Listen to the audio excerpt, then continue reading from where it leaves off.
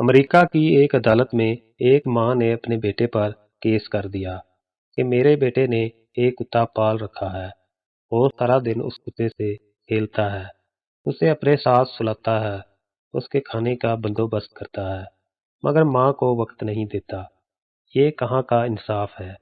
میں عدالت سے گزارش کرتی ہوں کہ وہ میرے بیٹے کو اس بات کا پابند بنائے کہ وہ دن میں کم از کم 5 سے 10 منٹ مجھے وقت دے۔ میری نظریں اس کو دیکھنے کے لیے ترس گئی ہیں۔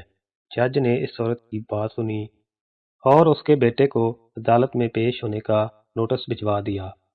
بیٹے نے بھی اپنا ایک وکیل ہائر کیا اور اپنی ماں کے خلاف عدالت میں جانے کا فیصلہ کیا۔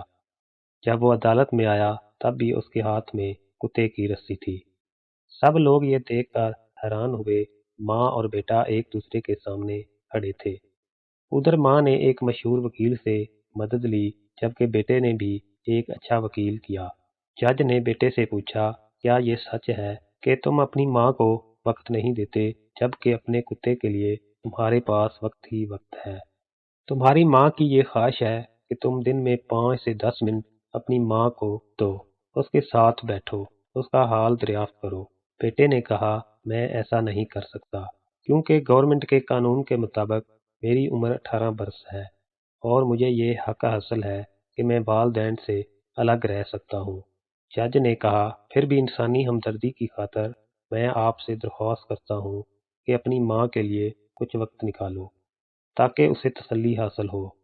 نوجوان نے کہا، جج صاحب، جب میں چھوٹا تھا تو میں اس بات کے لیے ترستا تھا کہ والدین میں سے کوئی بھی مجھے تھوڑا سا وقت دے، مگر ایسا نہ ہو سکا۔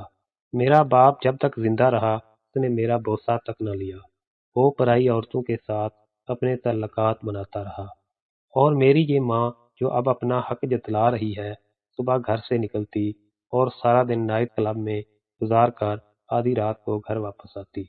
میں اس وقت ماں کا انتظار کرتے کرتے سو جاتا تھا۔ میں ایک ایک لمحہ اذیت سے گزارتا رہا۔ اب مجھے تنہائی کی عادت ہو چکی ہے۔